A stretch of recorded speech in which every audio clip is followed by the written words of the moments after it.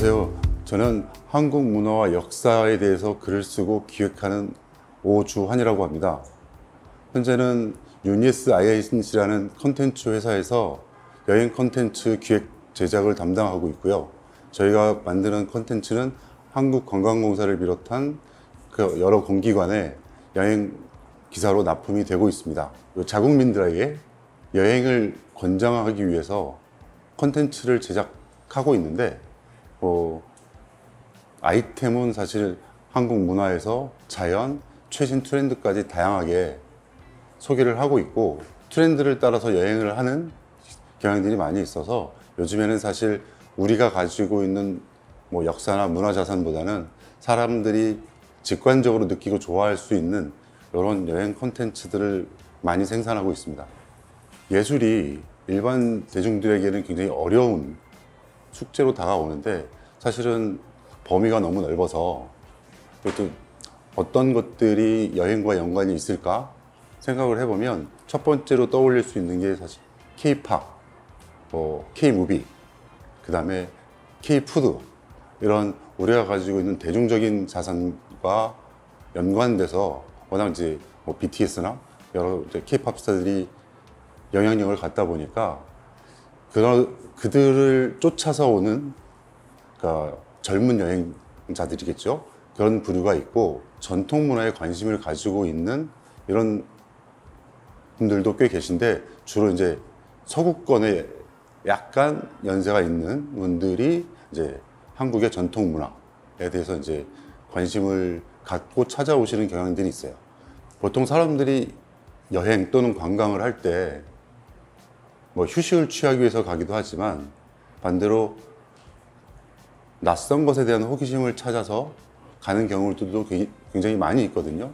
그러니까 내 주변에서 혹은 우리나라에서 볼 수 없는 것들이 다 옆 나라에 있거나 이럴 때 그런 호기심, 그런 욕구를 충족하기 위해서 관광을 가는 경우가 굉장히 많아서, 그런데 그 호기심의 소재가 되는 것들이 사실은 먹는 것, 입는 것, 이런 것들이 아니라 그 나라만 가지고 있는 문화 자원이 될 수도 있고, 무슨 예술 작품이 될 수도 있고, 우리나라에서는 굉장히 보기 어려운 공연이나 이런 것들이 될 수도 있고, 그러다 보니까 여행은 그런 예술과 사실은 떨어질 수 없는 관계에 있는 거죠.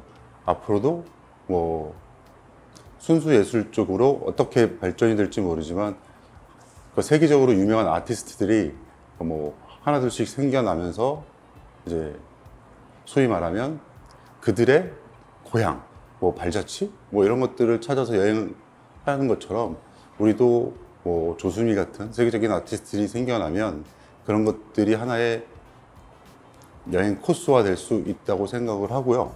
또 반대로 관광업계에서는 사실은 세계문화유산이나, 그러니까 직접적으로 보여줄 수 있는 것, 그 다음에 아니면 난타 같은 넘버볼 공연, 이런 것들을 통해서 지금은 조금씩 한국은 이런 나라, 한국의 문화는 이런 것, 꼭 전통 문화뿐만이 아니라 전통과 현재가 혼합된 것, 또 수수하게 현재의 창작물, 이런 여러 가지 것들을 가지고 상품을 구성을 하고 있고, 사람들에게 한국을 보여주는 행위들을 계속 하고 있기 때문에, 그러니까 어찌 보면 예술이 여행사, 여행업계의 모객 활동엔 굉장히 중요한 역할을 하고 있는 게 아닌가 생각이 듭니다.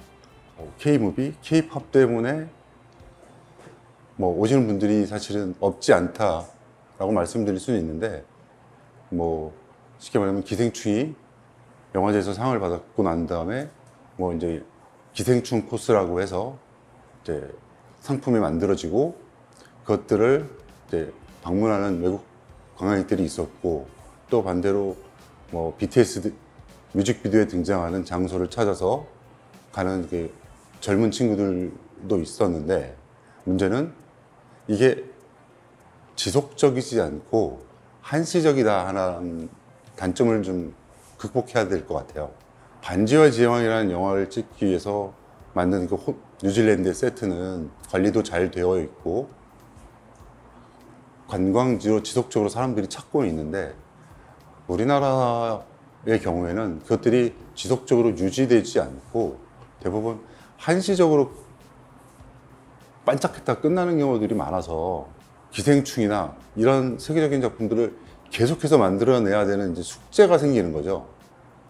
그런데 사실은 기생충 같은 작품을 매년 뭐 아니면 2년에 한 번 이렇게 만들어내는 건 사실 어려울 테고, 한 번 만들어진 이 여행 코스를 얼마나 오랫동안 지속적으로 상품으로 유지 관리하느냐, 사실 이것이 굉장히 중요한 숙제이기도 하고, 촬영을 하기 위해서는 우선 그 촬영 감독님이나 아니면 장소 헌팅을 하는 분들이 굉장히 고생해서 그 드라마에 맞는 장소를 찾아내는 노력들을 해서 그 가치를 발견해서 드라마나 영화를 촬영하는데, 실제 거기에 계신 분들, 사시는 분들은 그죠, 늘상 보던 거죠.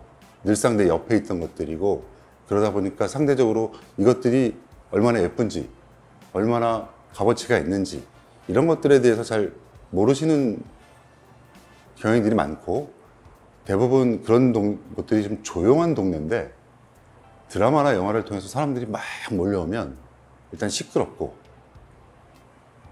그 다음에 쓰레기가 많아지고, 그 현장만 둘러보면 좋은데 주변도 같이 돌아보면서 불쑥불쑥 그냥 남의 집에 들어오고, 결국 그러다 보니까 직접적으로 내 생활에 피해를 받게 되니까 안 왔으면 좋겠다.